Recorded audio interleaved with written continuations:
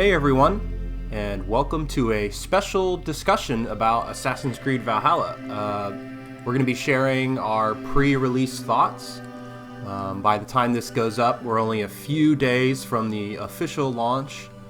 We actually recorded this earlier in the week, and so since then we've had some time with the game, so our thoughts will probably change going forward, but this is just a good marker of how we feel before the game comes out in its entirety.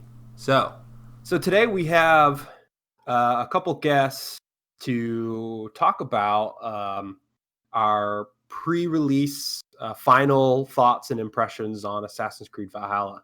I've got two guests, Philip, also known as Master Sima Yi. How you doing? I'm doing all right. How are you doing? Oh, you know, jeez. Not very good. That is not Corona. I promise. It is not coronavirus. But yeah, I'm doing fine. Oh, and you might hear my dog in the background because he likes to bark. But yeah, I'm excited for Valhalla. How are you feeling in general, Philip? It took me a while to get excited, but I think the point where I really got on board was seeing the content you and Marco, our other guest, put out. Oh, you're just weeks ago now. Oh, you're just so sweet. No. I wish I was making that up, but no.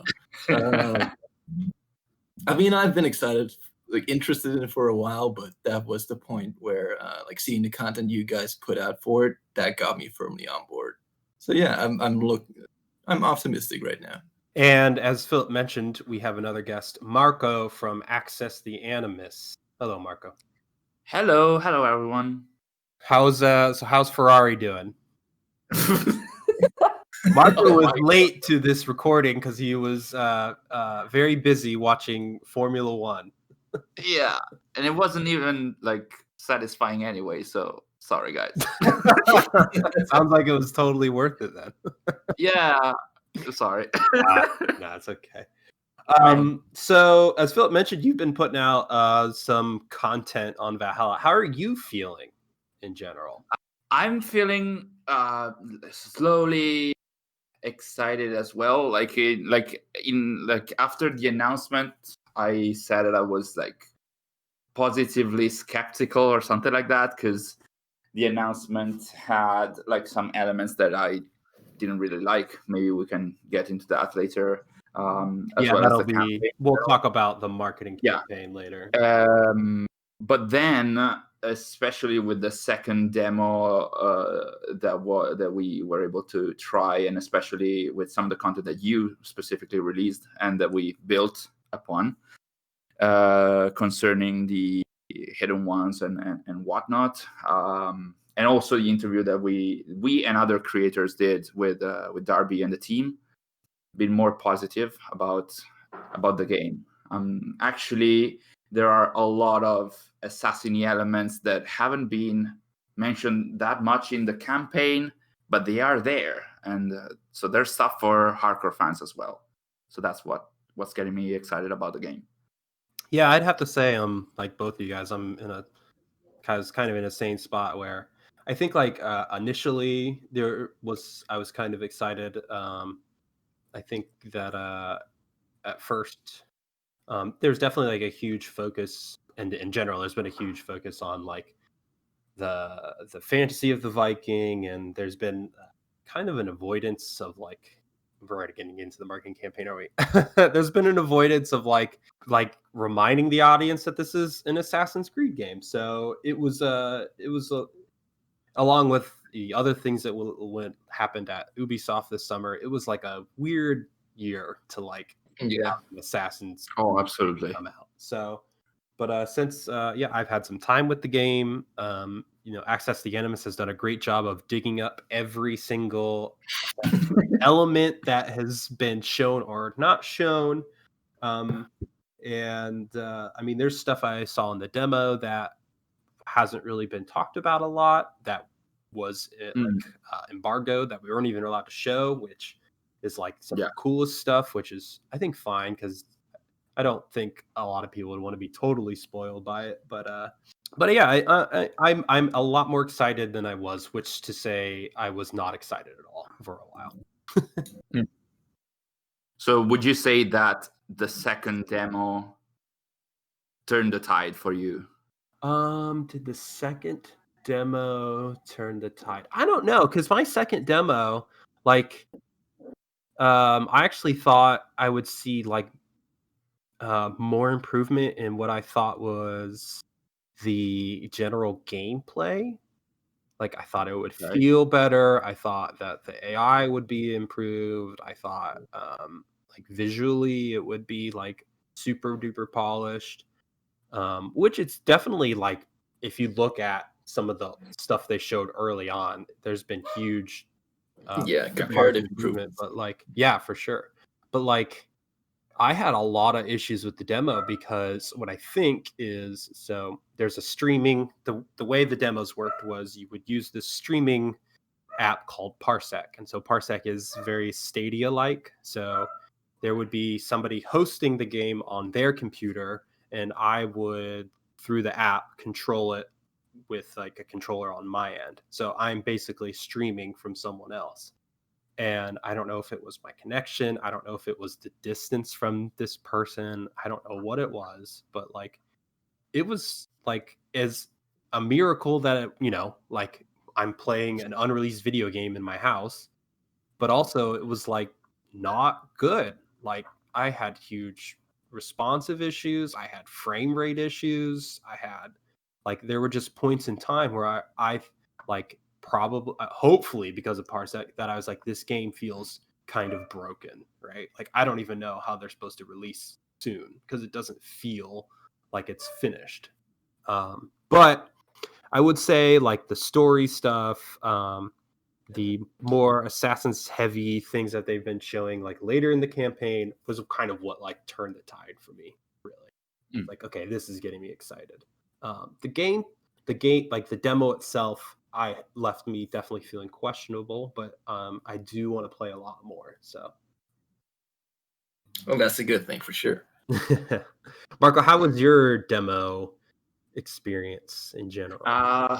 I would say I can share what you mentioned about the frame rate issues, because like while playing, it's especially with this solution, this streaming solution, it's kind of hard to have a proper idea of how the game plays, because maybe like I also had connection issues, so like while playing it was difficult to separate the actual frame rate, potential frame rate issues, and my connection issues. My only way to actually assess the game was to actually review the footage after it was sent to us, and in that regard, the game kind of felt pretty good. Apart from the frame rate issues, which I actually experienced in some of the cutscenes sometimes, which we also mentioned in some of our videos.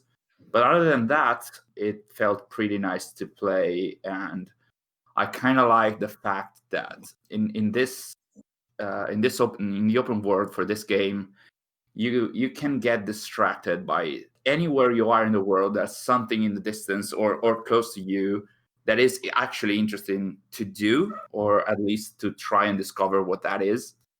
And it's something that kind of struck me, because especially in Odyssey, sometimes also in Origins, after you get lost in the game, sometimes not always the activities or the way in which the world reached you was interesting. Sometimes it could get repetitive.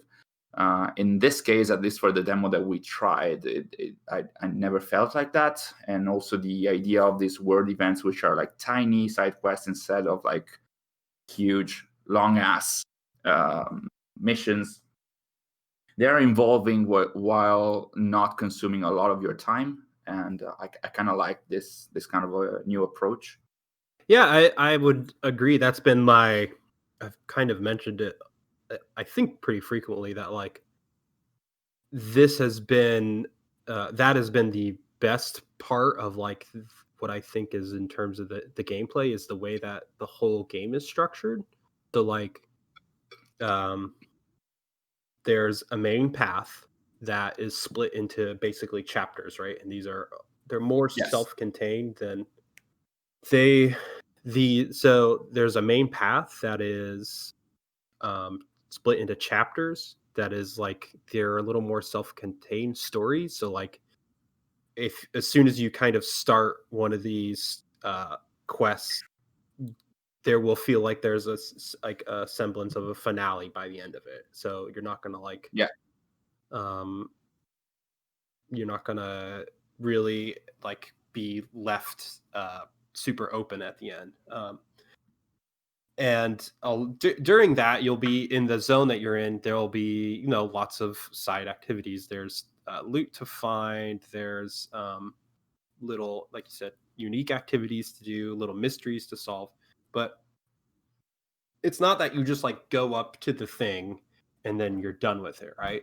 Like there's usually something involved with like let's say there is loot. There's usually something involved to get to it. Like you have to find a specific route to it, or you have to like shoot or something, or find a specific thing that will allow you to access it, right?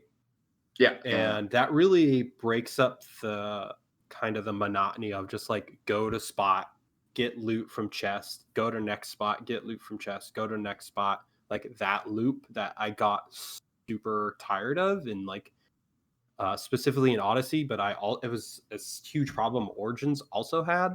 Absolutely.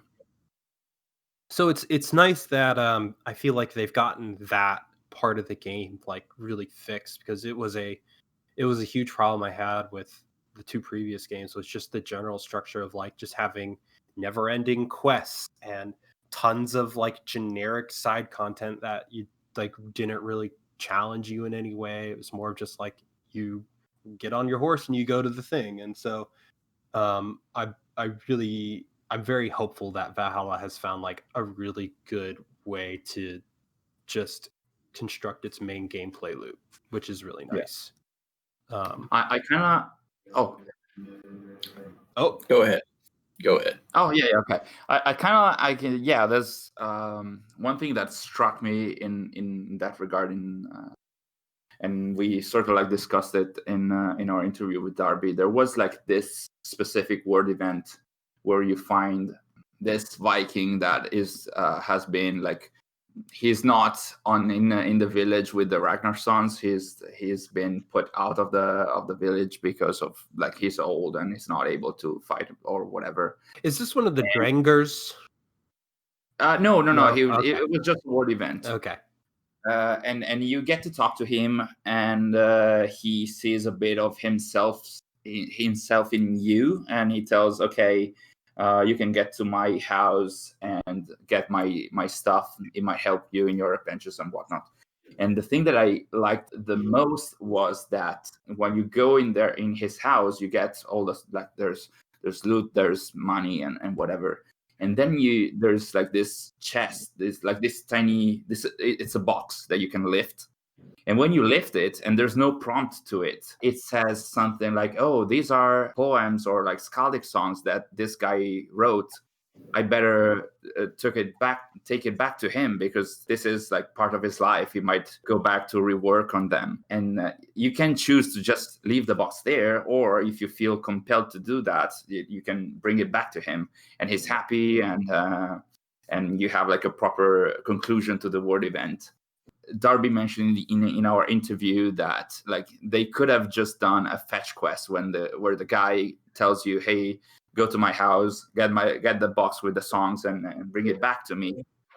But instead, there's no prompt to that. Like you find it out on yourself, and then you the player, if you feel like doing that because you care about the character, or like you feel like you have the duty to bring this back to him, you can do that. And it's just a tiny tweak to this kind of system that like it hit me so much, because like that was incredibly interesting to like, you feel compelled to do that instead of having like a prompt on the screen to tell, hey, bring object A to character B. That was very on point. I love that. Yeah, you're really kind of hitting kind of what I was trying to say is that like there's a lot of individual thought put into these like kind of more minute side activities rather than just like the typical Ubisoft just typical like sprinkle the same content all over the place. Now, I think that's going to be like that still will be part of it. Like you're still going to see a lot of sameness in some way. Like it's going to be such a big game that it's like impossible, right? To like not have some repetition. Um but everything Probably. but everything I saw is like it was like everything had a little unique twist or a little unique element, or it was just it never distracted from the main path. And I also felt like, which was nice, we'll see how it goes in the main game, but I didn't ever feel like I had to go do any of that stuff either, which is like a huge problem from the previous two games. Like they would set up these level hurdles that you had to get to, and the only way to get to them often was by doing a bunch of side content that is boring. So that's Yeah. Yeah, that's definitely a huge issue for me with the past two games as well. It feels like a checklist that you're just going through the motions for, going from one thing to the next. And from what I have seen, I've not played the game like you two have, but I think you talked about this in your video with Jordan Does. And I saw part of like a little puzzle you had to get to, like a puzzle you had to go through to find some loot.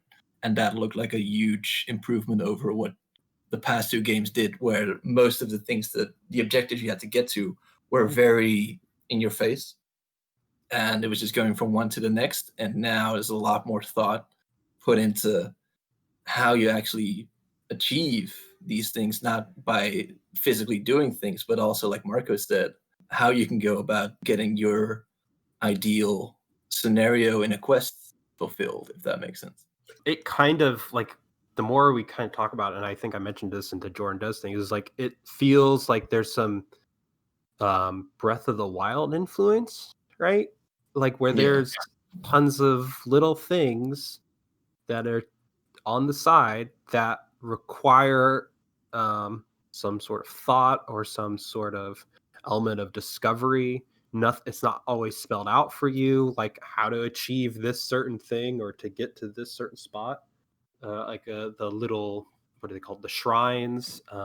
They kind of, that's what it kind of reminded me of. So that's the thing I'm most excited about. Yeah, in terms of this game is like, I think they've nailed how to construct Assassin's Creed games, maybe going forward.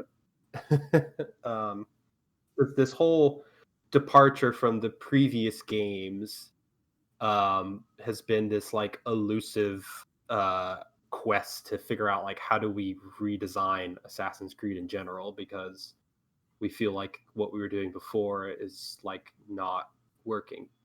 But what's like really funny to me is that since they departed the previous games, the way that this is structured is actually the most similar to the previous games. Does that make sense?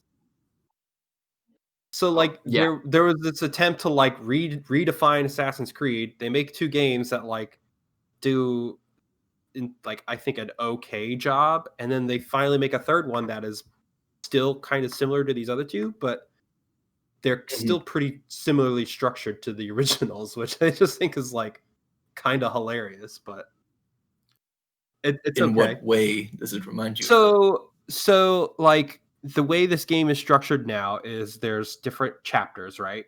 So you can think about that in terms of like a memory sequence, right? Like you've got sequence one, Mhm. 2, 3. Now those are less self-contained. Like the difference between sequence one and sequence two is not like the biggest difference. Like there's not really like a huge, like there's not like some sort of miniature kind of uh, narrative within each of these. But like the way you play those games is by completing the sequences and then just kind of doing the side content as you come across it if you want, or you can go back and do it later. I would say the side content in the previous games is not nearly as like intelligent as how this one has been constructed, but like I don't feel like I have to like pick up 6 different quests at the same time. I don't feel like there's some like um there's nothing in my objective log that says I can't do it until I reach the certain level. Like I haven't seen any of that. So that's what I mean by like it reminds me of like how the older games are somewhat structured. Okay, Right, like that makes sense. I would say Odyssey is very Witcher 3-esque, right? Where you have a bunch of different side things going on at once, or you like pursue one. You're thrown into this world with all this stuff to do, and Yeah, you basically can do it whenever you want, but not really tied to a specific region or sequence or and whatever. Valhalla just doesn't have that at all. Like they give you I know there's different like story arcs that they do. Yeah. Where you have 2 or 3 available at a time, but once you start pursuing one, that's it. Like you don't have access to the other ones till you complete this one. So it's a very like focused experience, which is like what I've been really missing. So Sima, since you haven't played at all, what are your general impressions like just being someone who's watching this from kind of the outside, I guess? On what specific topic? Are you talking gameplay? I would say gameplay, yeah, because I think we're kind of focused on gameplay stuff right now. Yeah. Well, to me, it does remind me a lot of Origins and Odyssey with some tweaks, and specifically talking about the combat and the parkour.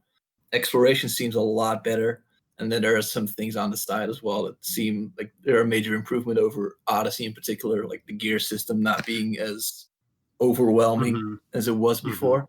But for me, having not actually played it yet, I find it a little hard to notice the major differences in the combat. They're there to see, but I don't know really how they come into play when you're actually playing it yourself. So for that in particular, it does remind me a lot of the previous two, and parkour kind of feels the same. Sadly, I would have liked to see some improvements. Maybe there will be some that I haven't seen yet, but I will say the parkour. Yeah. The parkour, the way it looks and feels, it's bad. Like I don't know what happened to parkour with this series. Like they just kind of they I feel like they figured out something that worked and they're like, all right, we're kind of done with this. We'll just do this for the however many games we use it for. But I'd say the level design for parkour is definitely much improved.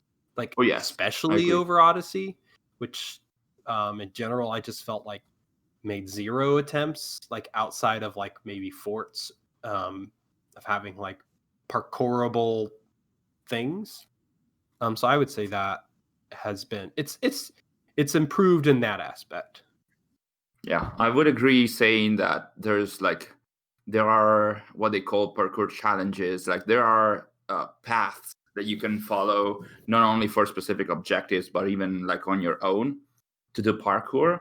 So the design of the level or like the environments to allow you to do parkour is there, and it's better than Odyssey for sure.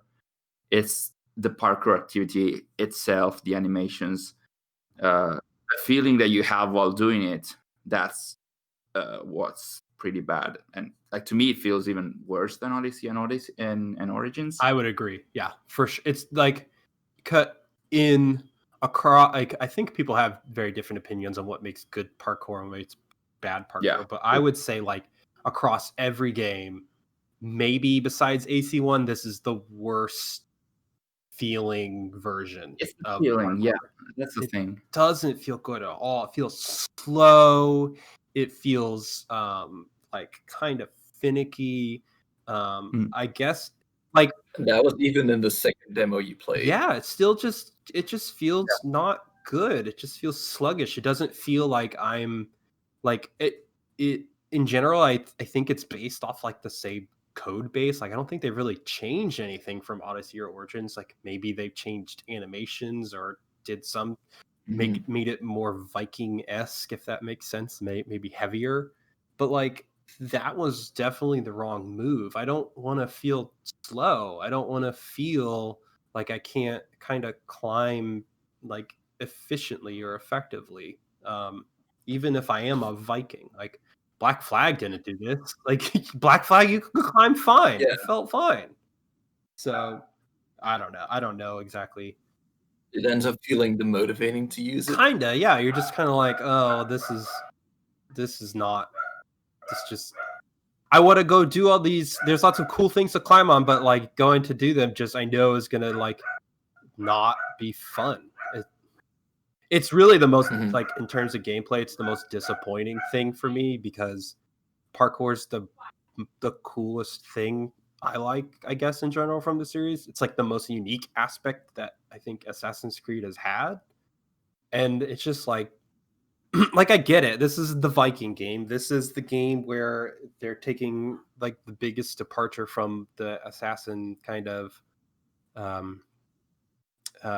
fantasy. Like they're definitely trying to differentiate it in that way, but like that still doesn't make for good gameplay. Like I don't know. So, what were you, Marco? What's your thoughts on like the combat? Because you played the combat too. I have issues with combat as well.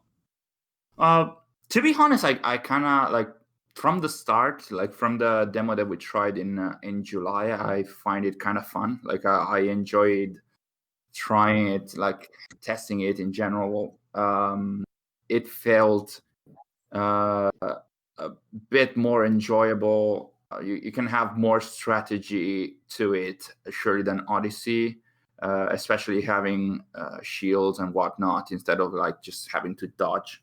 Like you used, like we, at least I used to do in most of the combat in Odyssey, and there is enough depth, at least for what I tried, because you don't only have the abilities and whatever, but you can also shift the weapons that you have in your hands. So having the same weapon on different hands, you have different moves. So I feel like it felt to me like one of the most interesting combat sequences, and in general one of the most interesting in the series. I'm not sure if I've tested it enough to have a proper idea, because like there's so many specific aspects to it that I'm pretty sure I wasn't able to test in the demos for sure.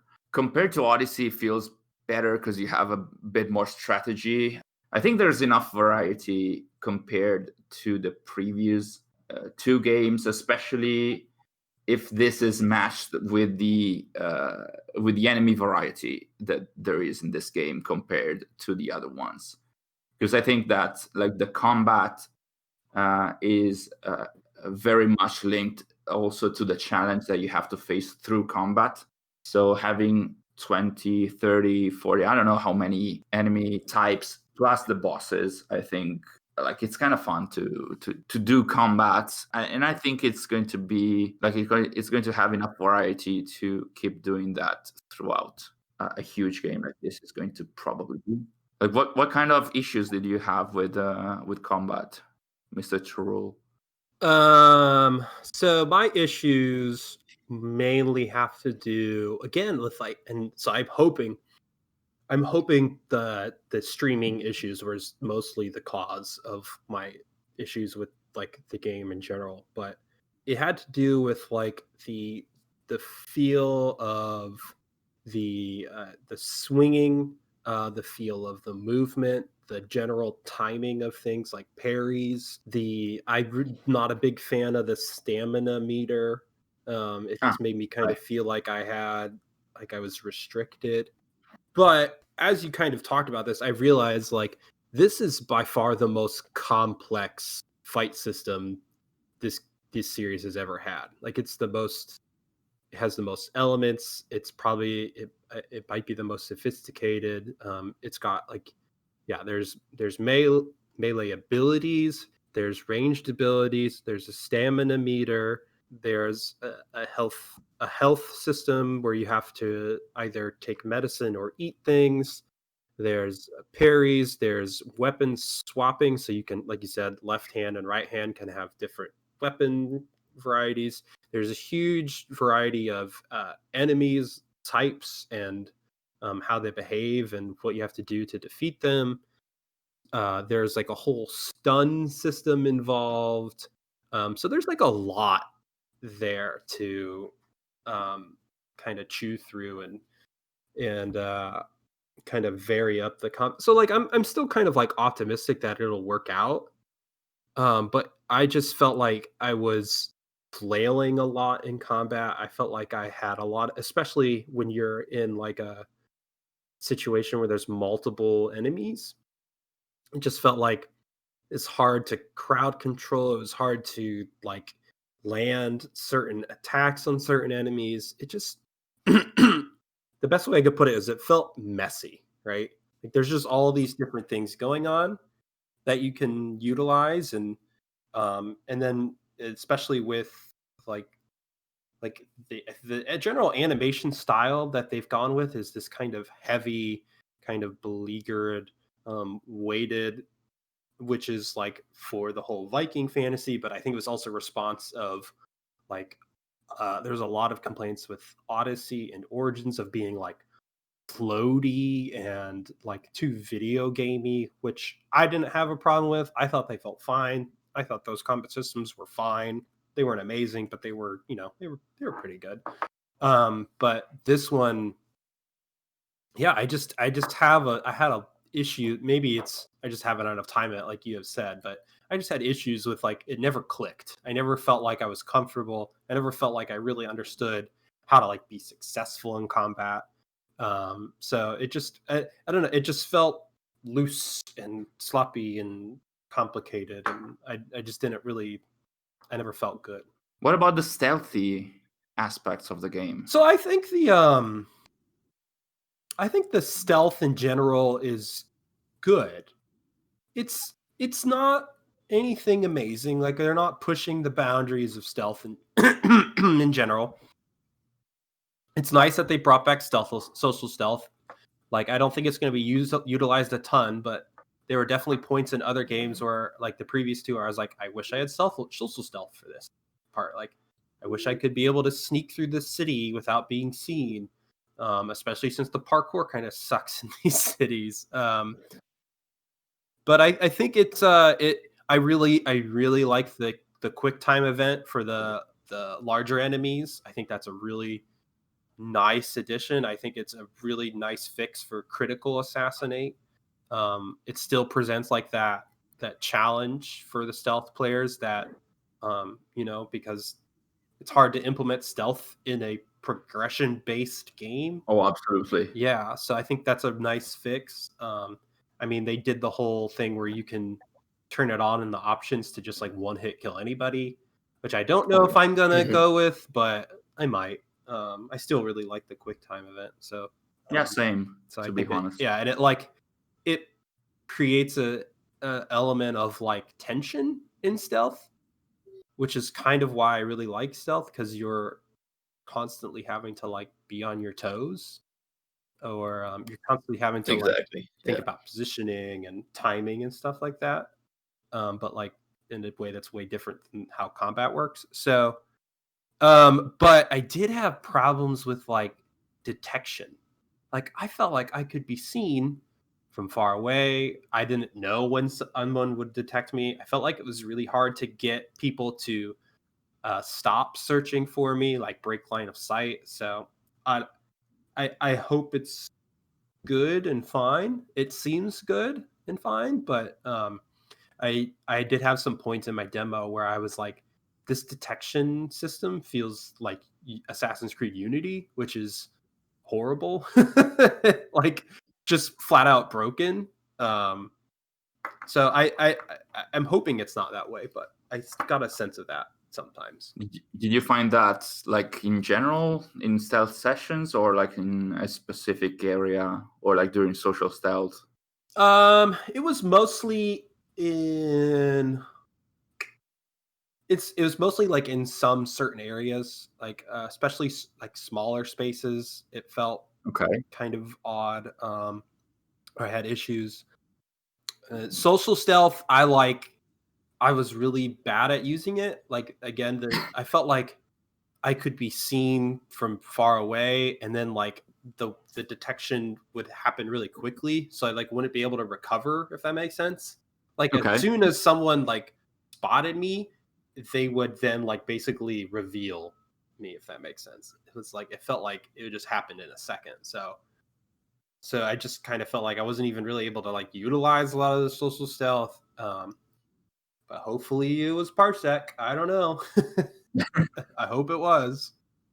I actually liked social stealth. The feeling that it gives you, because um, I think it was mentioned that it will be probably tied more to the urban areas, obviously, because it's social stealth. Mm-hmm. It like you feel the gravitas of you entering a city where you're not welcome. Like when you enter the city, there's actually this, like the sound and the music, and you like turning, like the Eivor puts the hoods on automatically. Like there's this feeling that you have to mix with the crowd and whatnot. Like the feeling in there is good. Like some of the animations and detection issues I felt and I saw too. Sometimes also the social stealth animations were not always on point, but it's still something that can be, if not worked out for day one, even like for the future. Um, in general, I kind of liked that it feels sort of like a pre-infiltration part before actually reaching the areas where you have to infiltrate, like the red zones where you don't have to be spotted at all. It was kind of nice in that regard, notwithstanding with the technical issues that were actually there. Yeah, and that's like a great point. I didn't really think about that, but like there's definitely a sense of like danger and a sense of awareness that you have to have like once you enter those. Yes, Like you definitely enter a mode, right? Like yes, absolutely. If psychologically, you you're like I have to be careful here. I have to like think about where I'm going. I can't just like run as fast as I can exactly. across wherever I want. Um which is nice. It's a nice breakup of um, the rest of the game, On the flow. Yes. which is definitely much more free. Yeah, I like that there's a sense of like danger, and you can't just like I don't know, you can't just like buy your way out of it. I guess it didn't really seem like there's a cheap way to get out of this situation. No, it doesn't. No, because like the entire urban area, like the small town or the entire city, it depends on like what the distrust area is about. Like the entire area that is covered for social stealth, or like for this specific thing that you have to do, like that's a whole area where you like it's a playground, but at the same time in the whole area you're not welcome. So in the whole area, if there's a guard or multiple guards that are close to you, they're going to be doubtful, or if you're too close, they're going to try and check on you. So there is this feeling of danger, like the entire time that you're there, unless you just go and fight them all. But at the same time, the game is actually telling you, hey, this is a different area from the rest of the world, for sure. So we've spent like I don't know about a half hour so far on gameplay. Yeah. Let's have Sima. Do you have any like closing thoughts on kind of the gameplay side? Well, I'm proud. Like out of the three of us, I'm probably the worst person Well, to I get the still like opinion seeing on. what you think because like we have a very different perspective. So I just want to get like what do you think as someone who's just kind of seeing other people play the game? Like how does it still like in general? Or, Yeah, so the issues that you in particular had with combat and parkour, I haven't personally noticed them in the footage that I've seen. to me, it does look very different in terms of what Marcus said. All the new strategies you can implement through the new abilities you have and the new tactics you can employ. I think the game, as from what I've seen so far in terms of combat, stands out enough from the previous two that it will be a fresh experience. And I do hope the issues you had with the combat are definitely a streaming issue. I think my closing thoughts on things like exploration are I'm very optimistic. Parkour, a little disappointed that we didn't get more improvements, but maybe the sluggishness that you two both mentioned will also be something that has been at least somewhat adjusted before release. So I think the game will overall deliver a different and hopefully fresh new perspective on the formula that they've been using the past two games. If that's a I closing would thought say enough. I agree. Yeah, So where do you want to segue into? I was just gonna say, let's just get into story stuff. I don't think I'm any good at segues. All right. Here's our segue. We're gonna go into story. Perfect. Okay, so well, thank you, Sima, for wrapping up our gameplay segment. Maybe it should be you that takes us into our story segment. Ooh, Mr. Retired Wiki Guy. What are your general thoughts on the story stuff that you have seen so far, Sima? So, like I mentioned earlier, my interest was properly peaked in the story stuff based on the content that you released on, like taken from the second demo you played. Because yeah, as a former wiki editor, I am very invested in the old lore of the franchise related to the Assassins and Templars, and initially we didn't see a whole lot of that through the footage they released and the overall marketing campaign. So I was a little, I wouldn't say scared, but unsure of what to expect in terms of that. And seeing the stuff that from the second demo made me a lot more pleasantly surprised. I do hope we see a lot more of the Assassins and Templars, or in this case, the Hidden Ones and Order of the Ancient stuff, incorporated into the main narrative. Because a lot of the stuff that from the second demo came through documents, which is cool and interesting, but we still haven't seen a whole lot of it implemented into the core narrative. And that's not an issue per se, but yeah. Sorry. Go ahead. No, Share sorry. your thoughts. I keep interrupting you. It's my turn. No. But I was going to say, you said you were pleasantly surprised. And I think that is like the theme of this game in general. Like I do think that there's a lot being unsaid, a lot of being left out, a lot being kind of hidden, like both intentionally, right, for like the players to discover, but also because of just the general goal of like how they, wanted to sell this game, which is the Viking experience. Yeah.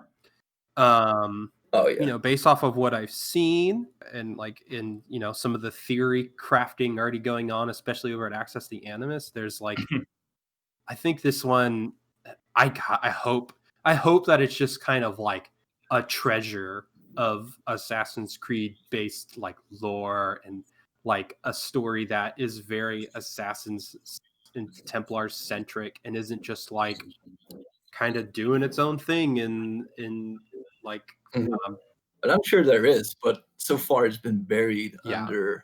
And well, it's not necessarily buried because the Viking fantasy obviously is going to be a core part of the story as well. But there's not been a fair ratio, if that makes sense, of this story stuff that's really core to Assassin's Creed and the Viking fantasy. There's been in my opinion, an overwhelming amount of the latter rather than the former. Oh yeah.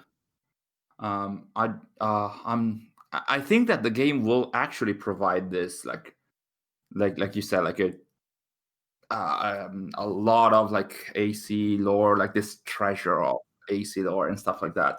I'm not sure if this will all if that will all be part of the main story campaign or like the main arcs that you can test and play within England, because most of them I would expect them to be tied more to Eivors trying to like make alliances in England and whatever.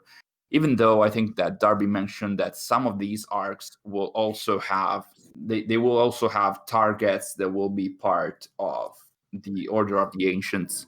So some of the arcs might have targets that are connected to the Order of the Ancients. I'm not sure if that will apply to all the main story. Darby, like in our interview, he mentioned that the Assassini part will be both connected to the Hidden Ones bureau that you have in the settlement, and also to the main story. So it's more like it's scattered rather than focused on main story, in my feeling. Of all these things overlap, basically. Sorry, what? In a way, these things the different stories all overlap in different ways. Like he mentioned that if you only go through Hytham and his like in the Hidden Ones bureau and the list of targets, some of them you might not do just by following the clues because they are part of the main story, or at the same time, if you do only the main story and then you go to Hytham and to your list of targets, you might already find that some of them are already checked out because you killed them through the main story. So I think it like the Assassini kind of content, like the hardcore fans kind of content, is like more like dispersed throughout the game rather than being focused only on the main story or only on the dedicated activities, which I'm not sure. Like it will, I think we'll have to play to see if that's like how satisfying that would be for different kind of players, because obviously like hardcore fans are more looking towards that kind of stuff throughout the game, while I don't know, standard like casual players might not be interested in that at all, because that might build on like 10 years of games that they might have not even experienced. So it's I think it's always a challenge also for like the development team to be able to cater to all this kind of players. But it feels like this game, at least, and the team behind this game is trying to also look up to hardcore fans, even if it's not maybe represented that much during the campaign. But it feels like the game and the devs actually working on the game, they also had hardcore fans in their mind while being building it. Yeah, Darby has been the sole source of Assassin's Creed Valhalla lore marketing, as everyone jokes. But it's true. As we all know, like Darby's very skilled. He's a very skilled storyteller. His previous two like works in the franchise, Revelations and Black Flag, are considered, I would say, the best stories of the franchise, like as a collective consensus. Specifically Black Flag, and especially like Black Flag, I think this game is going to be very Assassin's Creed like, but just in a way that like we don't normally see, right? Same. I don't think Eivor's gonna have some scene where she finally dons her Assassin's Creed robes that have been heralded in some sort of encased thing, and no one's going to necessarily just read the creed to her in some. Maybe they'll have a lot of that formal Brotherhood stuff, since it's like building into AC1. Like I think this is kind of a prequel, right, in a sense. But I do think like especially later in the game, you're going to see a lot more of those elements become central to Eivor's kind of story.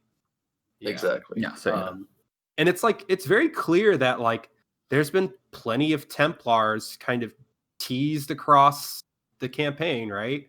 Like like there's been people noticing Templar crosses on certain people. There's been some talk about King Alfred as like not necessarily like a bad person or a villain, but just someone who's more complex, which plays into like the idea of the Templars in general. They're not necessarily evil, but they can act evil in pursuit of what they're doing. So yeah, I think that there's been plenty of skepticism that is totally like justified by Oh, absolutely. everybody. Yeah. And I wrote an article about it. I was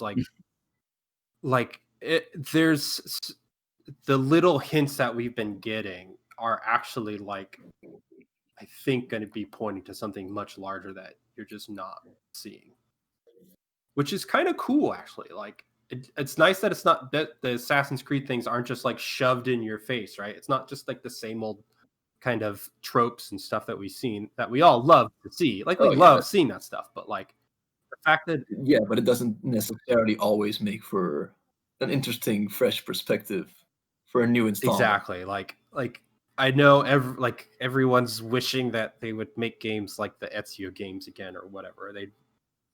Those are the days, right? But like, we've seen that. They've done it. They did it 9 times or whatever. I think it's nice to like have a fresh like view into the world. Like I think The Mandalorian kind of works that way, and why I think it's kind of so popular is because it's like it takes something that this world that everyone knows, but it's totally different in like how it's presented and what the perspective is and what the story is even about. So I do have a question, though. This is kind of more about the old game, the previous 2 entries. So the previous 2 games, in my opinion, have kind of, in my opinion, the previous 2 pretty much butchered a lot of the foundational lore and of both factions and the conflict and the philosophies, not only in terms of like meaning, but like timeline and who's involved. Do you guys think that, this is a loaded question, despite these 2 previous games, do you think that Valhalla can kind of salvage what's kind of left? Or are we kind of in a place where it's like, it's really hard to now tell a story in this world because it's very messy and there's not a great continuity to it? I'll let Sima go first. I'm gonna let you go. I'm formulating my response. Okay, all right. So I think that yes, they will try for sure.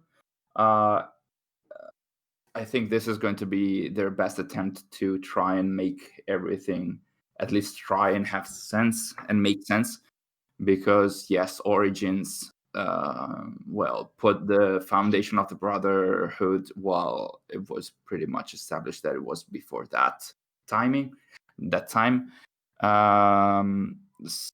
Origins was also meant to be about the foundation of the creed and the tenets and whatever, and there was surely there were elements in there, but they weren't in the main game. Some were there, but like the creation of the creed and the tenets and whatnot, there were like some elements scattered in the DLCs, but not really. Odyssey had a lot of issues in terms of narrative, at least for me. It scrambled some more stuff in there. For what I've seen, and especially in the documents that you found in the Hidden One Bureau, I think there is an attempt through documents, but I hope that's going to be also through the main story to try and at least get all these narrative threads and try at least to make them come together in a way. Like there's like that there was a document that you found in that Hidden One bureau that sort of like mentioned a synod of the Hidden Ones, and that was like in the Roman times, so that's pretty much right after Origins. And it was like there were people talking about the tenets of the creed, the maxim of the creed, and whatnot. So I do hope that it's not just through documents, but I think the game will try to gather all these narrative threads and try to make them have sense. I'm not sure how much it will succeed, because the material it will build upon is very much, well, not a mess, but it was like it's difficult because sometimes it contradicts itself. Oh, it's a mess. No, it's a mess. It's a mess. It's a big, Yeah. gory mess. So yeah, there have been a lot of contradictions. Well, contradictions have been part of Assassin's Creed since the third game in the franchise. But as we go on, they're like the latest games do have contradicted a bit of what was established before. But I think, especially based on the experience, not only Darby's experience, but also the team of writers that worked with him and that he supervised, I do hope that they're going to at least try and answer some of the questions that arose from all the contradictions that happened in the past 2 to 3 years.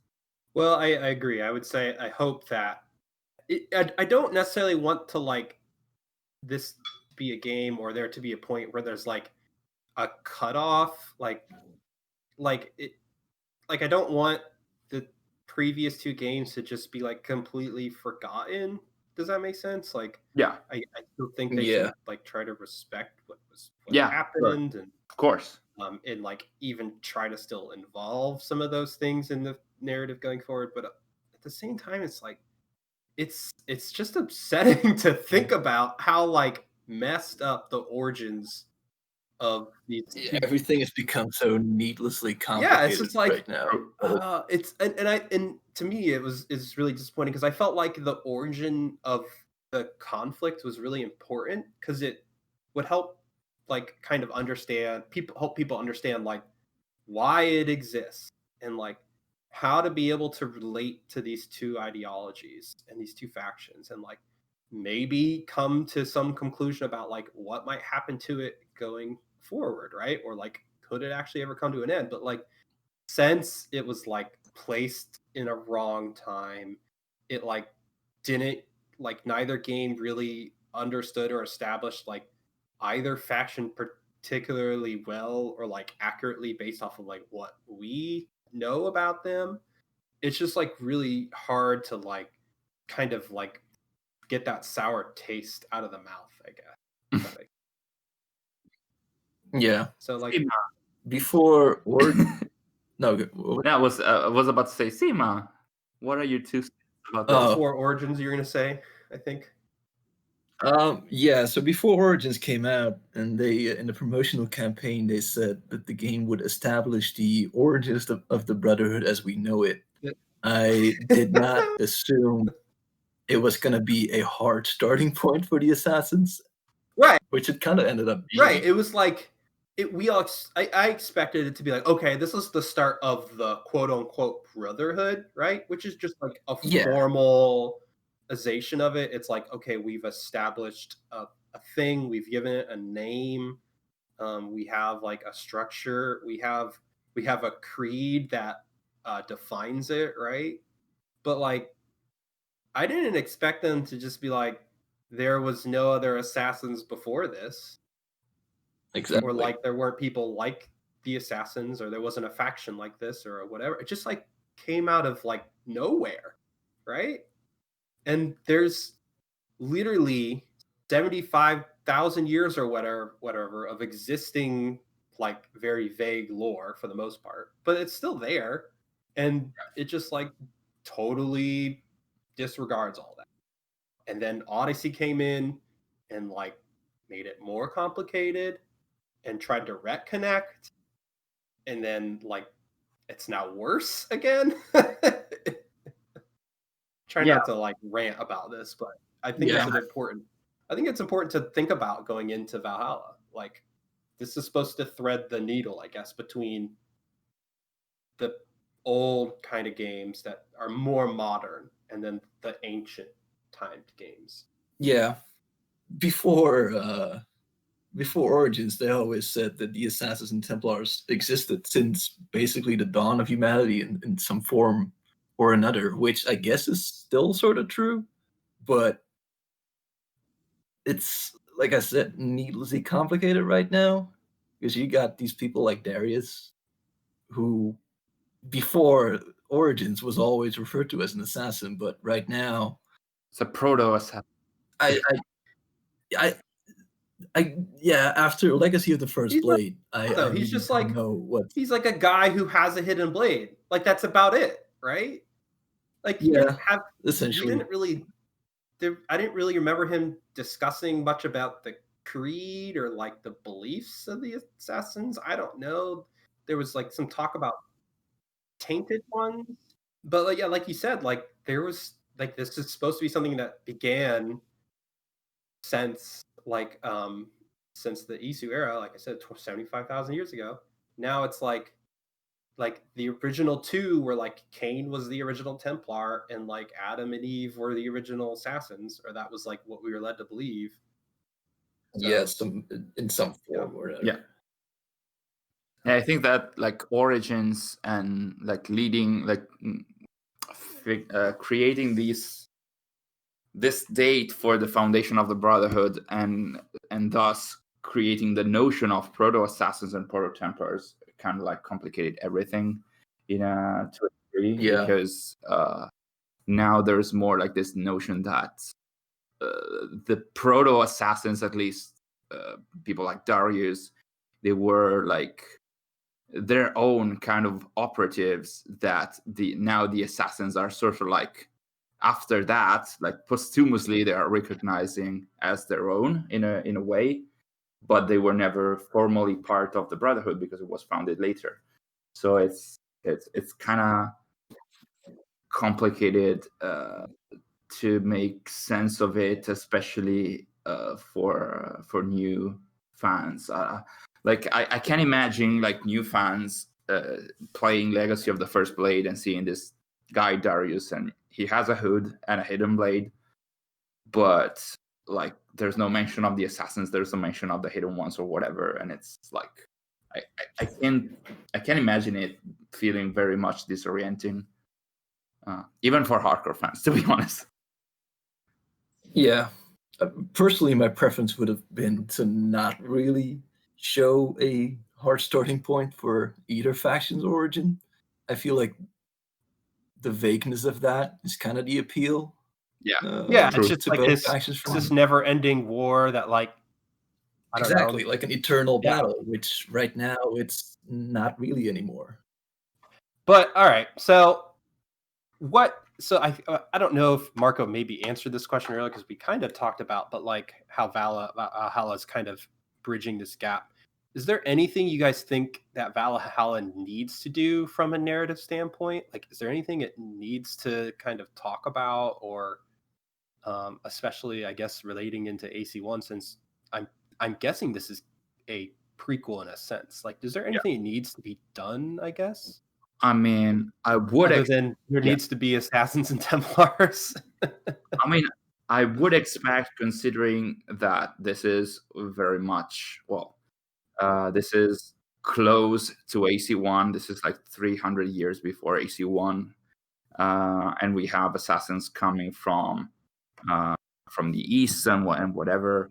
I would expect this to tie into AC1 and the Brotherhood of Assassins as we know that for AC1. I would also expect, considering there are Roman ruins and whatever, like documents or story connected to the Roman era, that there, I hope and expect that there are ties to what happened after Origins.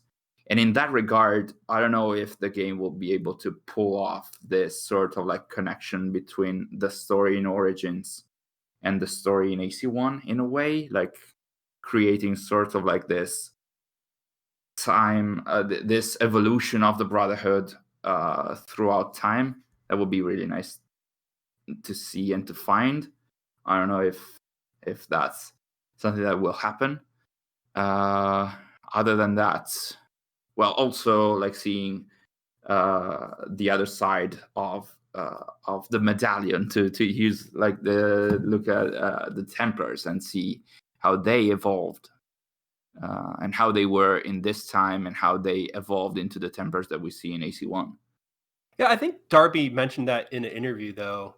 Something like he was one of his goals was to like kind of define the Order of the Ancients in a specific way, right? Something like that.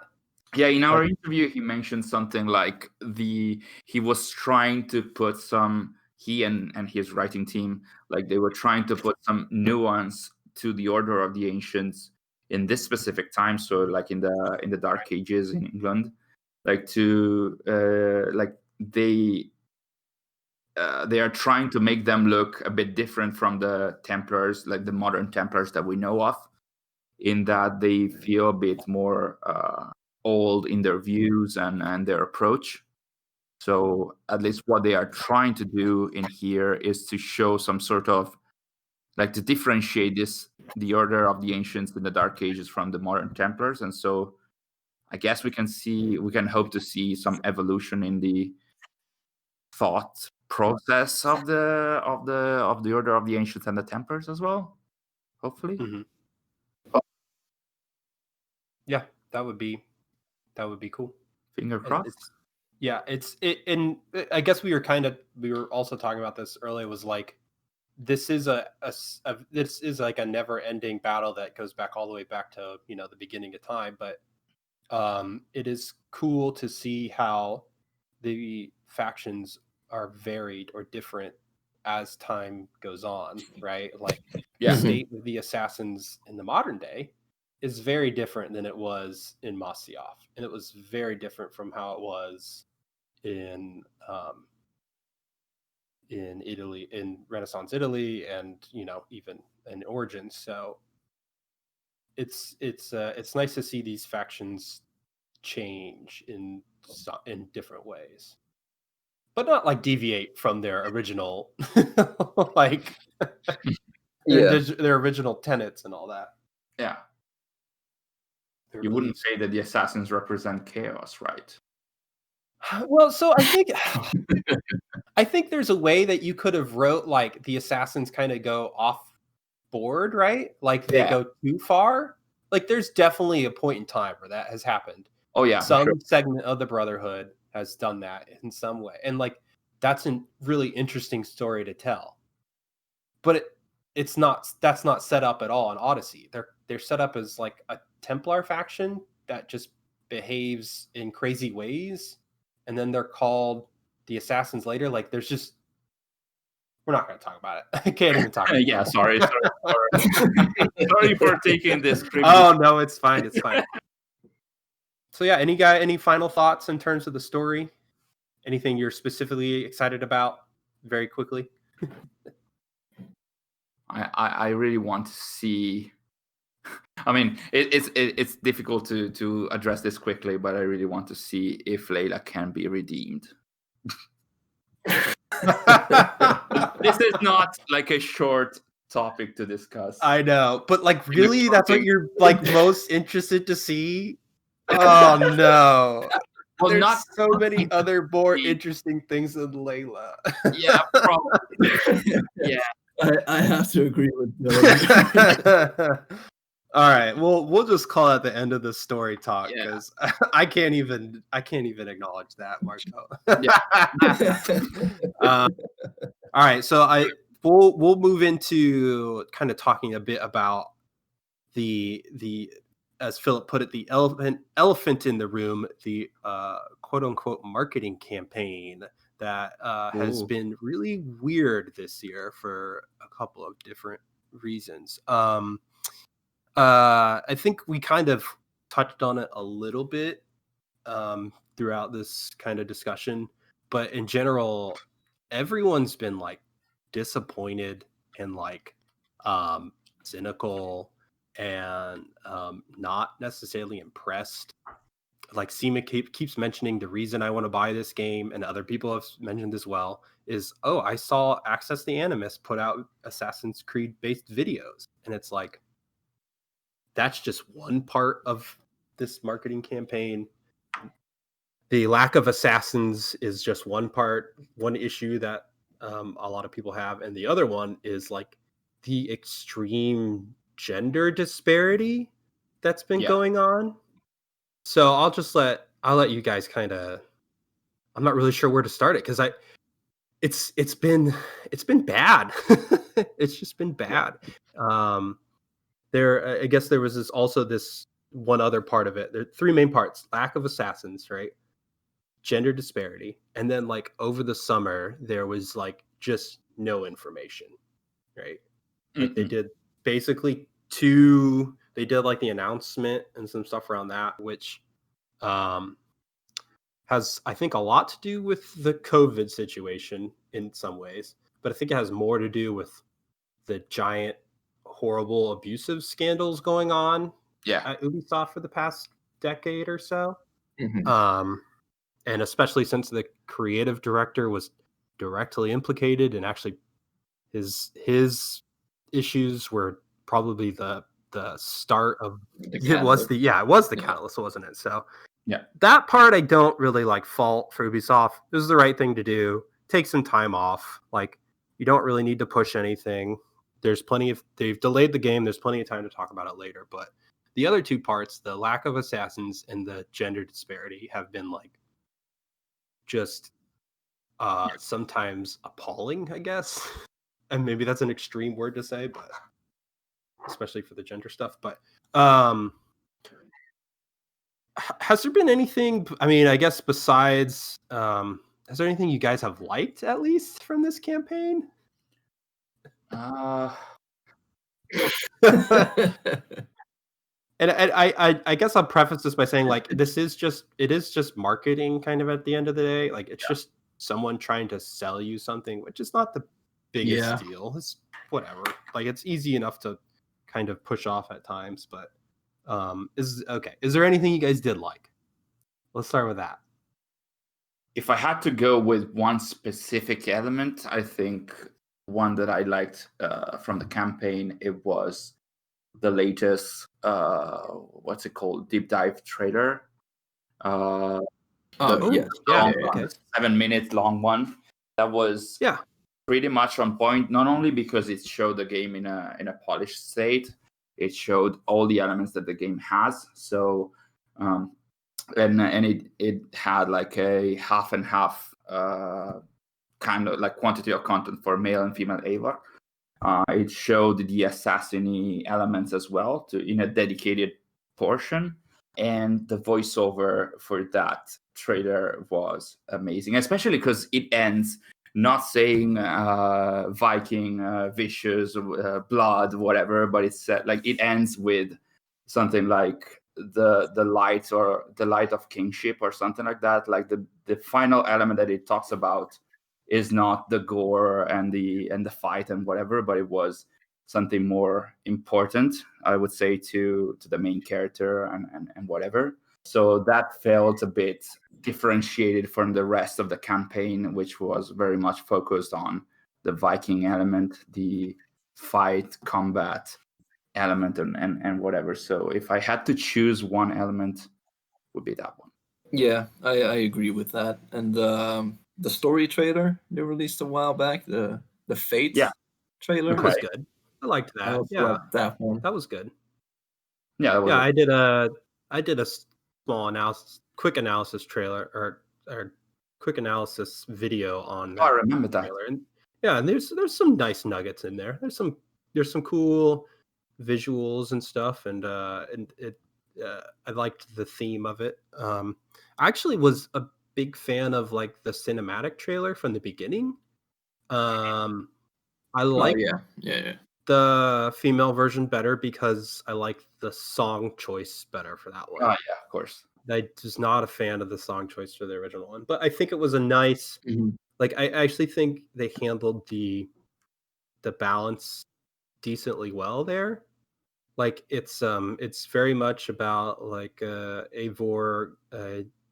Um, it kind of culminates in that raid, I guess, or the battle, Yeah. which is I think totally fine. I think it's totally fine to like lean into what makes this game different from the other ones and lean into the setting. Like I don't know if I'd totally expect Eivor to be like a super huge assassin right away. For sure. So that's cool. And but what I really liked was the way, so it's narrated by Alfred, and it's like talking about like these kind of stereotypes or these expectations of like who the Vikings are and how they're just these brutal people who don't belong in the kingdoms of Britain. They don't like, they're savages. They have no place there. But like there was these visuals that were constantly like counteracting that, and showing a more complicated side of the Viking society, and how kind of Eivor operates. And I really liked the hidden blade reveal at the end. I saw it coming, but I still thought it was really nice. That it was a great touch and it was really well executed. So I actually thought that was a really successful part of the campaign. Which was very much in Yeah, contrast with the latest CGI. Yeah, and that was going to be what I was going to say. Like the next point. You go ahead. What happens in the newest CGI trailer? Well, new CGI trailer, which is more like a TV spot, so you would expect even from like the other TV spots that they did for the previous games, it has to be edgy. It has to be like it has to involve in like a minute. It has to involve the new fans or even people that might have not even played the games, so they have to involve them fast and you have to involve them very well. But still, like it starts with Eivor in male Eivor, of course, with Male Eivor and a hidden blade, but very much dispatches them in a few seconds, and then it's about like the entire TV spot is about raiding, which obviously is a main pillar or element of the game. But the way in which it is presented, because it has to be edgy and like it has to involve the fan real fast. Eivor like just says, "Hey, you have to." They expect us to be barbarians, so let's be barbarians and let's loot them. And again, that's part of the game, but also let's hit them where it hurts the most, which is something that is very much in contrast with what they showed in the first CGI trailer, where like while the Vikings are invading England, they're also sort of like taking care of the locals in that they don't want like there's a very brief moment in the first CGI trailer where Eivor stops another Viking from attacking like civilians and allows it, I think it's a lady, to cross a road while they are attacking this village, and it felt a bit of a disconnection from that trailer. It really, what didn't click with me was like hit them where it hurts the most. I understand that's like the Viking Raider vicious bloody thing, but still didn't click with me that much. Yeah, that was definitely the part that I had like issue with, is like they're directly contradicting what to me is like probably the central narrative of Eivor, is like the Vikings are there for survival reasons, right? Like they're there to make a home and to like build a place to live. And like the reason that they are so I don't know, brutal or what have you, or they act as they do, is because like it's not that they're like out for vengeance or blood or anything like that. They're not there to like they can be loud and brutal, but because it's effective. Like they're just good at fighting and they're good at raiding, and it's a huge part of how their society works, but it's not like, I don't know, they're not out to like necessarily terrorize people, right? Like it would only be in pursuit of like building a homestead, really. So I can imagine how it can be potentially difficult for the team to create a game and, well, a marketing campaign again about an invasion where you are the invader and you're supposed to be the main character and the good guy. So portraying an invader as a good guy or like a likable guy can be complicated at times. And if you are also focusing on raiding and attacking and fighting, surely it can be complicated to portray the Vikings as the good guys and the people that are invaded as the people that you have to hurt where it hurts the most. I can imagine how it can be complicated, but still, it feels like up until this, they were trying to do a good job in showing that there are other sides to Eivor and to the Vikings. Again, this is like a 1.5 minute TV spot, and it has to shock you, like shock. yeah, and New yeah, player. and that's why I've kind of just like turned it off, if that makes sense. Like I'm not super mad about Yeah, same. this trailer. Whatever. It's a TV spot designed to get people who buy Madden and Call of Duty to maybe get Valhalla, right? That's who they're going for, which is like, I think, a valid strategy, I guess. Yeah. It worked. It's, Yeah. it works. It's worked for plenty of other things. But my biggest issue, which is also part of the gender problem, is that, and this trailer is a very good indicator of like the biggest problem with the marketing campaign is that now that not only are they not appealing to their fans, they're creating a false expectation about like what this game is going to be, what it's about, what a brand means in general. And like that has consequences for like how you make future Assassin's Creed games and like who's buying them and why they're buying them. And so it's like we can kind of just ignore it and just like, well, it's just marketing, but like it's a huge part of how people perceive the games in general outside of just playing them. So I just wish there would have been a lot more like thoughtfulness in this whole campaign rather than just like do the easiest thing, which is like works, but it's like you're setting yourself up for, I mean, and maybe that's Ubisoft's goal in general, is to just walk away from the Assassin's Creed brand. Like, I don't know, it seems like they're not really interested in it anyways. That's if that were the case, that would be quite problematic.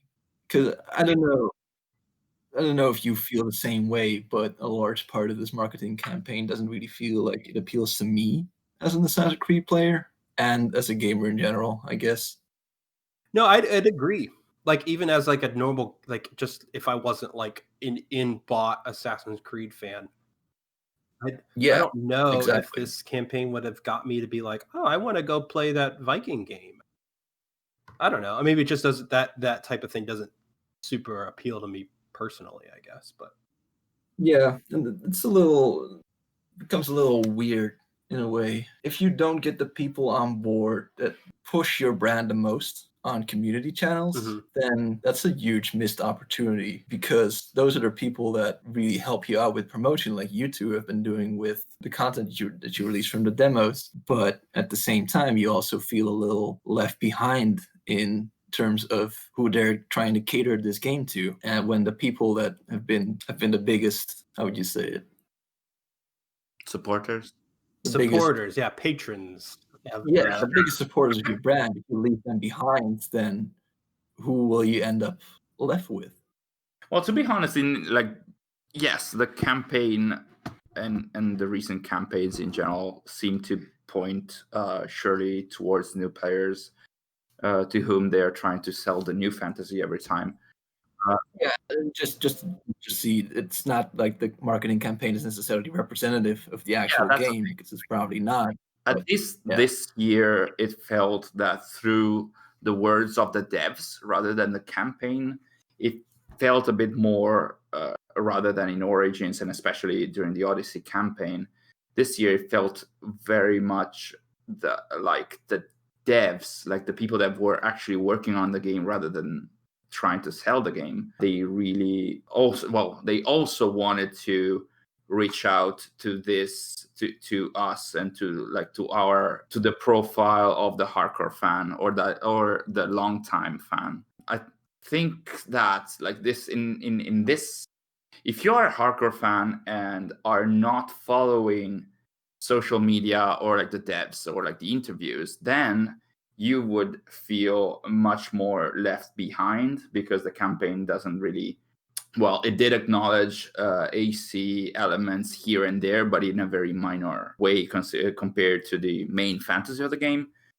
So if you're a hardcore fan that follows the interviews and is very much part of the community and follows devs online, then yes, it feels like the devs were trying to do what the campaign wasn't covering in terms of topics and trying to raise the interest of the fans that weren't hit that much by the campaign.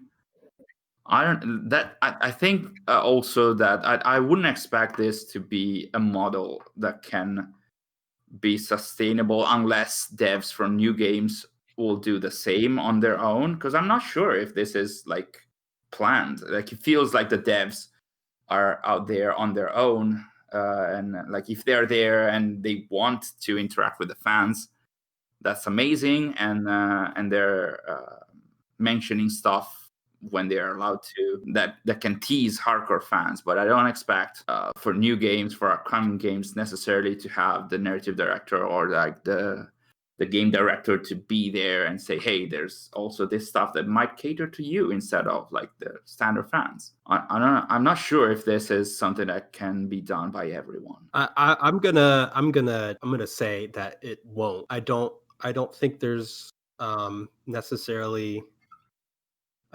Maybe I'm wrong, but maybe there's probably not enough people inside of Ubisoft that are as like embedded in like the roots of the franchise, that have as like appreciation or even understanding for it. I'm sure I mean, I hope I'm wrong, and I hope I'm not like, dismissing a lot of very knowledgeable and passionate Ubisoft employees, but like I just don't see that happening. Like, it's just so I don't think that this is something that we should all expect going forward. It's like, oh well, they'll just sell the setting and the fantasy to normal people, and then the fans will just follow Darby on Twitter. Like, that is how they'll. I don't think that's want to know how to, because not everyone is. Not every dev is happy to be online, because there are people like us. It's not like they have to be there or they have to want to be there. So that's normal. I wouldn't expect that to happen in the future. And so my problem, like I stated earlier, is like there's this huge disconnect between like what the game is in the marketing campaign and like setting up false expectations. And like, not only does that apply to like the Viking assassin dynamic, it had a major effect on the gender representation of the main protagonist, who has already been stated as like being both male and female, like canonically speaking. Like, if you choose the middle option, that let the animus decide, you will be playing as both genders, and it is the mystery behind Avor's like true identity, I guess, or true gender or whatever, is apparently like a core component of the whole narrative. And it's like, the campaign doesn't reflect that at all. Like, it just doesn't even acknowledge it, which is like disappointing for like. Yeah, I'm sure most people are not No. aware of that. And like, that's disappointing for like the people that like, for for this part of the game to be super underrepresented. But it's also like, it alienates a large part of your audience, specifically females. Like, I think at the same time. I think there's two sides to this. Like, if the campaign had represented both genders, I think it would have been fine if they didn't address the let the animals choose option, because the trailers and the pictures and whatever, like the assets and the marketing beats, are more meant to show the main elements without necessarily delving into the narrative. So if they had shown female Eivor a bit more in the various trailers and whatever, the main takeaway would have been that you can play both as male Eivor and female Eivor, which is what most fans would be interested in, without going into necessarily into the intricacies of the narrative. But at the same time, I also felt like we recently had a theory video about like how the let the animals choose or let the animals decide option would work. And we had comments under our theory saying that, hey, if this is how it could work, like if this is how it worked, and then if the story led me to have like specifically female Eivor in this specific scenes and male Eivor in these specific scenes, I wouldn't really like that, because I want to play only as male Eivor or female Eivor. So I think there's like two sides to this. Like, fans would like to know if they can play both as male or female Eivor, but at the same time, focusing too much on the narrative might also have alienated people. I don't know. Yeah, and even if they, so you make a good point. Like, maybe this whole mystery is like not going to be that appealing to people, right? Like, maybe it's just, it depends on their expectations also. Yeah, right. But related to the campaign. Right. And so the campaign, even if they, like you said, if they ignored the Animus thing and they just didn't talk about it and let people figure that out on their own, they still could have like done a much better job of evenly like marketing both versions of the character. Like, it was an issue with Odyssey, but it was like a huge issue with this one. Like, it was even more polarized in the sense that like male Eivor was on everything and female Eivor got like two things, right? Like the thing that best represented from like the earliest part of the campaign was like Magnus, when he revealed that he was doing the voice, had all these cool images of Eivor, like these sick renders and all that, trailer, blah blah blah blah. And then Cecile on her Instagram posts a picture of the collector's edition. Yeah. Right, with the statue. And it was just like, that is the best representation of how the Ubisoft has handled the representation. Completely. Right. And that was at the very beginning, and it hasn't changed since. So it's just like, well, I would also expect that if the campaign had been planned that way, I wouldn't have expected that to change that much, because like these are assets that I'm not sure how much time it takes the company or like the external companies that work for with Ubisoft, especially like the CGI thing, right? Like, you have to render two different trailers. I get it. Like, that takes a long time to do. It doesn't just happen in like a week, right? That takes months, if not a year, in planning and development. So I think we have seen a bit more of female Eivor in the that are supposed to release rather than the early ones, because like once you have locked elements of the campaign, it's very difficult to go back and have more budget towards them, for sure. But that also means that maybe the plan was not on point in the first place. I don't know. That's just my opinion.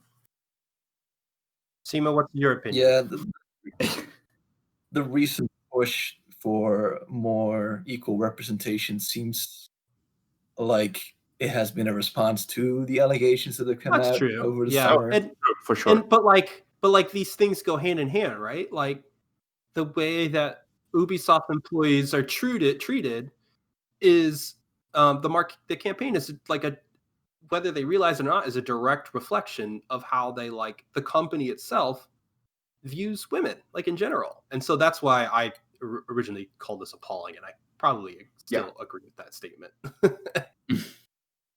Go ahead. Sorry, Sima, I interrupted you. No, I don't really have any other perspectives to share in addition to your guys's, but yeah, it does seem like they have been better with it over the past couple months, and I hope that this is not something that the same mistake they will make with the next game. Because like you said, this was already an issue with Odyssey, and people were already upset over it, and the only thing that really it is of course an assumption to say that the allegations and then the uproar that came after it was the reason that they increased the representation of female Eivor. But to me, it seems very likely that that was the cause. But yeah, I just hope that this is not something that they will, the same mistake they will make again with the next one. I'm pessimistic enough to say that it might be the case, but I'm really hopeful that it won't be. Yeah, we'll see. I mean, I would agree. I think I would say it'll probably go about the same. And like there's some arguments that they make like or you could make that is like, well, it's just easier to have continuity if you show one gender, right? Like it's just you could make that case, but it's continuously the male. And this is the last thing I kind of want to say for me on this topic is like players will at some point understand the gender difference between Eivor, right? And like there will, in my theory, there is a likely a version that is like the true version of Eivor, right? Like either male or female, right? It's not possible within the Assassin's Creed universe for Eivor to be both genders. Does that make sense? Not at the same time. Yes. So unless have like, and there's you could say that if like you could say like maybe Eivor is someone who is gender fluid or has different represents their gender, but like in the time period, Eivor is not able to change her appearance back and forth. It's just not possible. Okay, like that's just not how it works. So if female Eivor ends up being the true version of Eivor, right? This whole campaign is going to look even dumber because they ignored the quote unquote true version of this character, like for the most part. Right? Yeah. You can already like in the same way with Cassandra, right? Like Alexios is still constantly portrayed as the Eagle Bear in marketing things that I see about Odyssey or like that they reuse. And it's like it's already been established that's not a real character in your series. So it's like cherry on top of this like horrible, messy campaign. All right. Well, do you guys have any closing thoughts on that? I think we're all. Yeah, I think I'm glad the game's coming out in like 2 weeks, so we cannot like we'll talk about it at some point in the future, but I'm done with it. Period. For now. And maybe in the future we can have another podcast where we go back to what we discussed today after we played the game and see if we change our mind or not. Yeah. So what we should do is we should set up a little session where we literally listen to this podcast and then go correct ourselves later. Could do that. That's a great point, Marco. Wow, you were so smart. Are you surprised that I'm making a good point? I am. Yeah. What? Well, I'm that's about it for us. I mean, we could keep going. There's a lot of stuff we didn't even cover, and we kind of barely covered our final thoughts on this pre-release before Valhalla. But do you guys have anything you'd like to any closing final things you'd like to say before this game comes out? Before we end this little chat we've had here? I'm just hoping that. I mean, I did have already this hope when the game was announced and the devs started talking about elements of the game itself. I do hope that this game will at least try and hopefully succeed in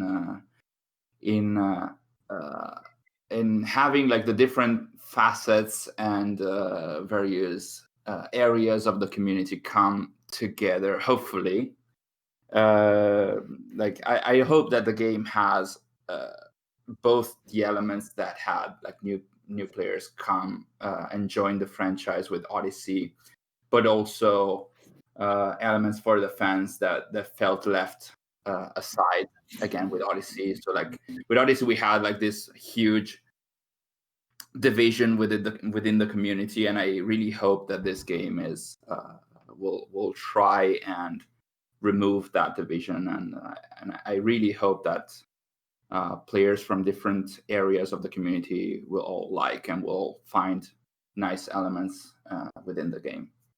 Fingers crossed. Like this is what I hope about the game the most. Like it's more about, as usual for me, it's more about the people rather than the game itself. So oh, Marco, that is so sweet. Such a sweetheart, Marco. always Yeah. always the guy that has something nice to say. All right, Sima, do you have us as something as equally lovable, or are you just like, are you forever Probably not. forever disappointed with this franchise?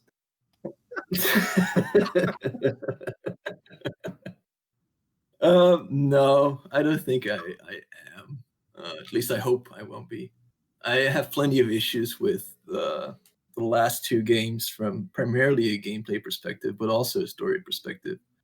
And I just really hope that this game, like Marco said, will be a good balance between the new style of Assassin's Creed and the old style. I don't have a specific preference for how that would take shape. I'm willing to be surprised in that regard. But yeah, I just hope this will either be a good template for the Assassin's Creed series going forward for all fans to like, or maybe a good swan song for this particular era of AC. Yeah, I think I'm in a pretty similar spot to you, Sima, and to an extent, Marco. To an extent. No, yeah. No, I love the fact that the Assassin's Creed subreddit is in constant turmoil for the past 3 years. No, but for me, my biggest hope is that this game is